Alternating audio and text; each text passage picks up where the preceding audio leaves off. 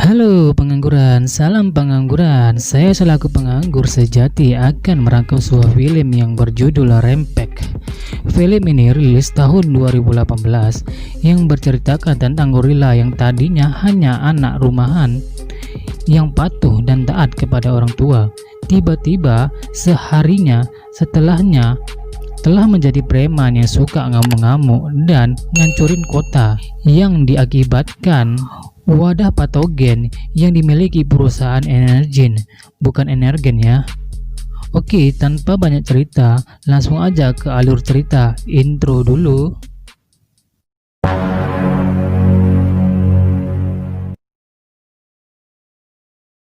Kejadian bermula di stasiun luar angkasa yang bernama Athena 1 milik perusahaan Energen yang mengalami masalah serius, yang mana para penelitian di dalam stasiun tersebut tewas. Ruangannya sangat berantakan. Satu-satunya ilmuwan yang masih hidup tidak dibolehkan ke kapsul penyelamat. Sebelum dia berhasil menyelamatkan wadah yang berisikan patogen, ternyata yang membuat stasiun tersebut berantakan, tikus yang bermutasi menjadi tikus raksasa. Mau nggak mau, dia harus mengambil patogennya agar bisa masuk ke kapsul penyelamat. Namun, sayang, kapsulnya tidak dapat bertahan saat masuk atmosfer bumi dan meledak. Di suaka alam liar San Diego, Davis memiliki kemampuan komunikasi dengan hewan, termasuk dengan George. Mereka akrab, sudah sebagai sahabat. George juga pandai bercanda. Di malam harinya, ternyata wadah peneliti jatuh dari luar angkasa, jatuh tepat di dekat kebun binatang tersebut, dan menginfeksikan hewan-hewan tersebut, termasuk George. Keesokan harinya, Davis mendapatkan kabar atas perubahan perilaku George. Sesampai di TKP, Davis kaget melihat seekor beruang grizzly tertidur nyenyak yang amat panjang. Oh, ternyata dia telah mati dibunuh George. George yang terlihat ketakutan langsung ditenangkan oleh Davis. Setelahnya, Davis pun berangkat ke tempat benda yang jatuh tersebut dan segera mengamankan benda tersebut. Di Chicago, Bit marah-marah sebab kerugian dan merosotnya saham yang dialami perusahaan mereka. Tetapi Clear sebagai pimpinan perusahaan Energen malah santai. Karena proyek Rempek yang mereka uji di luar angkasa berhasil. Clear ingin mengambil bukti sampel tersebut dengan mengerahkan pasukan militer swasta yang dipimpin oleh Buck. Pasukan Buck berangkat ke Wyoming, tempat terjatuhnya wadah tersebut.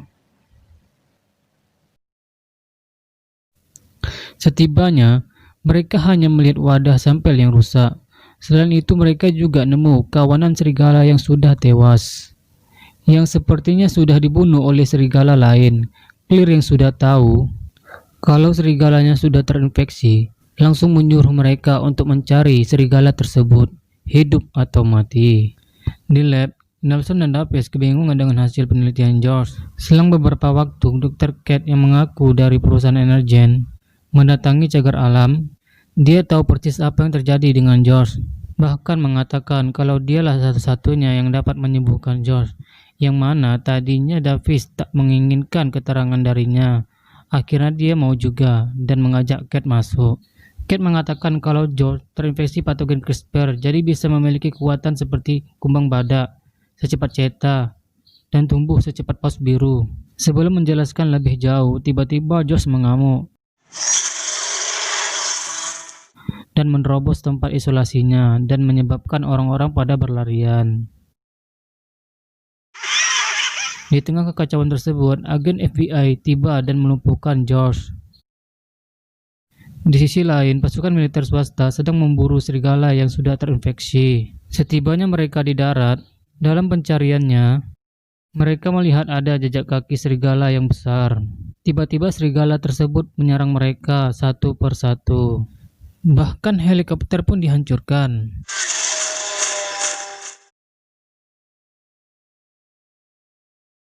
Davis dan Cat yang diikat dan bertemu dengan agen RV, mereka akan diinterogasi. Lalu Davis memperingatkan jangan membawa George dengan pesawat.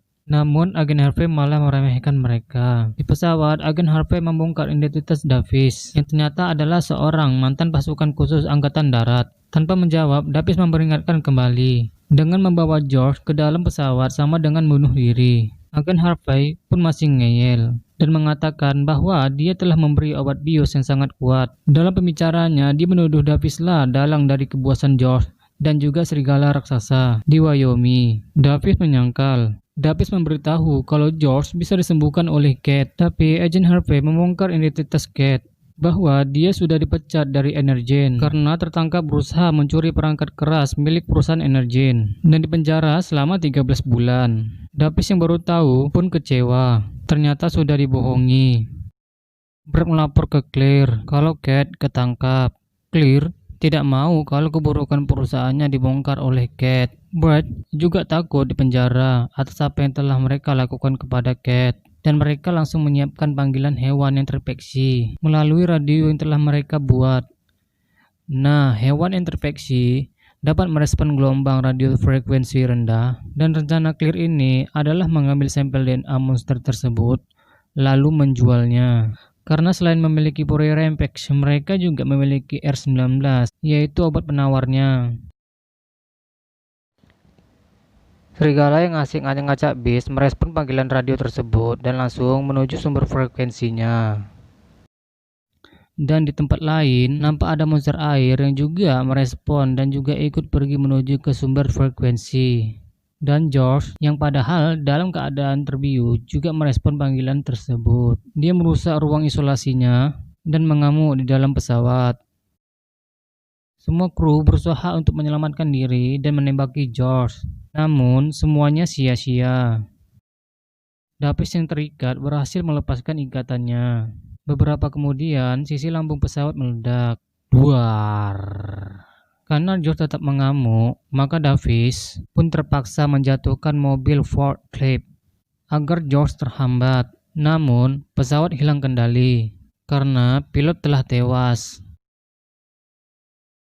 Davis dan Kate mengambil parasut. Kate pun keluar dari pesawat. Untungnya, Davis tepat waktu menyelamatkan Rachel. Dan mereka pun keluar dari pesawat. Dia memasangkan parasut ke tubuh Rachel yang sedang pingsan di udara. Sedangkan George ikut jatuh bersama kapal yang meledak. Setelah mendarat, mereka mengecek keadaan kapal dan mencari mayat George. Namun mereka tidak menemukannya. Sepertinya George selamat dan berhasil kabur.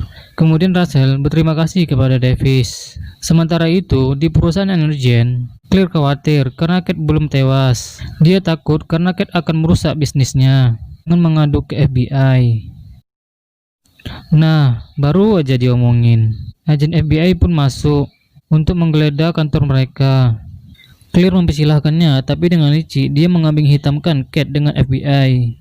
Bahwa ilmuwan yang bertanggung jawab atas monster tersebut adalah Dr. Kate. Di tempat terjatuhnya pesawat, Rachel mencari pertolongan dengan lewat radio telekomunikasi. Davis bercerita kalau dulu dia menyelamatkan George dari pemburu gelap. Dan Kate juga bercerita bahwa awal dia kembali meneliti CRISPR adalah untuk pengobatan adiknya. Namun, malah disalahgunakan oleh Claire. Justru malah dia yang dimanfaatkan dan kambing hitamkan tanpa sempat dia menghancurkannya. Adiknya juga meninggal. Mereka pun bersepakat untuk bekerja sama. Setelah itu mereka pergi ke pangkalan angkatan udara di pusat kontrol pakai R ya. Mereka bertemu Kolonel Black Dog.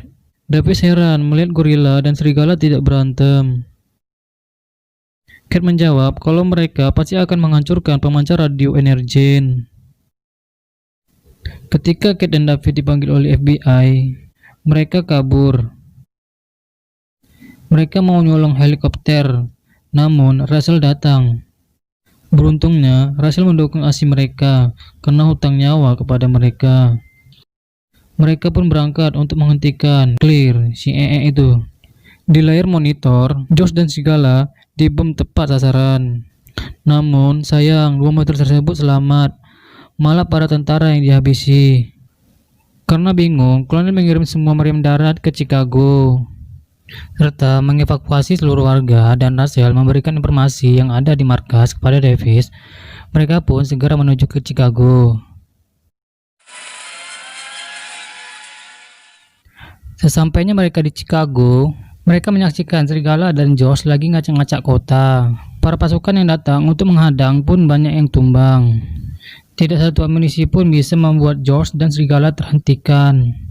Dan di perairan muncul buaya raksasa. Para pasukan mencoba untuk menghentikannya, namun usaha mereka gagal.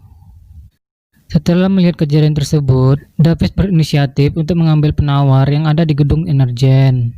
Sementara di pusat kontrol pakai air, Kolonel mengerahkan MOAB, yaitu bom terbesar yang pernah ada, dan dapat menghancurkan separuh kota. Russell sempat ingin menghentikan Kolonel, tapi dia malah diusir dari ruangan. Kapal pengebom pun diberangkatkan dan diperkirakan akan sampai 30 menit lagi. Setelah itu, Russell mendapatkan informasi tentang perusahaan Energen. Dia sudah curiga terhadap Beth dan Claire. Ia pun pergi menuju Chicago. Di saat yang sama, Kate menjebol pintu lab dan mengambil 3 serum. Namun, asi mereka ketangkap basah, dan Claire minta serumnya dikembalikan. Dikasihlah 2 serum, yang satunya dia sembunyiin. Lalu, Davis ditembak oleh Claire. Kate juga diajak untuk ikut pergi. Sebelum mereka naik helikopter, ternyata George sudah sampai di atas gedung. Brad yang ketakutan turun sendirian, dan Kate yang hampir tertimpa diselamatkan oleh Davis. Syukurnya dia masih hidup karena tembakannya tidak kena organ vital. George ngamuk ngancurin pemancarnya. Mereka pun berencana untuk memberikan serum ke George agar bisa membantu mereka. Namun Claire muncul, dan di saat itu juga Davis teriak yang membuat Claire dimakan George. Di bawah, Brad bertemu Russell. Russell berjanji akan melepaskan Brad kalau dia ngasih laptopnya. Nah, dikasih itu sama Brad. Pas dia keluar, para monster terus mengamuk, sedangkan Davis dan Kate menaiki heli yang buntung agar terjatuhnya tidak parah-parah amat pas gedungnya runtuh. Dan benar aja, mereka berhasil selamat. George juga selamat dan telah sadar. Namun, di saat mereka sedang berbincang-bincang, monster lain pun masih hidup.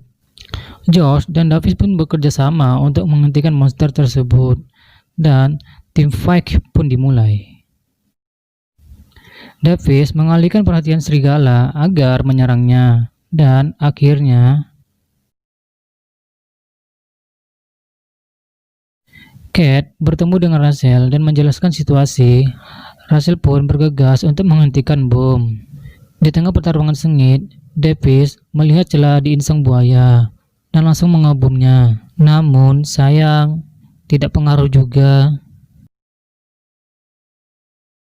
Ketika George menyelamatkan Davis, sayangnya dia terpental hingga tertusuk sebilah besi. Melihat hal itu, Davis langsung membantu dari helikopter. Syukurnya buaya jadi teralihkan. Saat buaya mau nyerang Davis, dari atas George melompat dan menusuk tepat di mata buaya tersebut, dan buaya pun tewas. Davis khawatir dengan keadaan George, mengikuti George berjalan. Sementara itu, di pusat kendali, kolonel yang melihat kejadian tersebut melalui drone membatalkan misi pengeboman. Davis mengajak George berbincang dan memberitahu bahwa mereka berhasil menyelamatkan kota. Setelah mereka adu tos, George membuka telapak tangannya dan dia menghembuskan napas terakhirnya.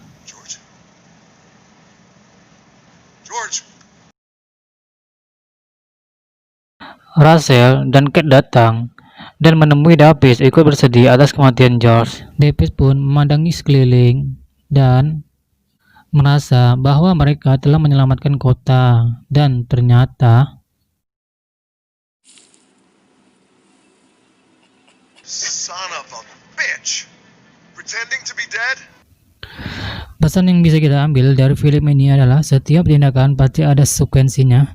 Seperti halnya Claire dan Brad, mereka mendapatkan balasan yang setimpal dari Maha Kuasa, begitu juga mendapatkan jibiran dari netizen yang maha benar. Tadinya saya mengira kalau George mati benaran, seperti film King Kong 2005 yang matinya karena cinta. Cinta yang membuatnya buta sampai-sampai dia rela mati. Ternyata saya salah. Oke, saya mohon pamit dulu. Apabila ada kata-kata yang tak mengenakan, mohon dimaafkan. Selamat beraktivitas kembali. Sampai jumpa di video berikutnya. Goodbye.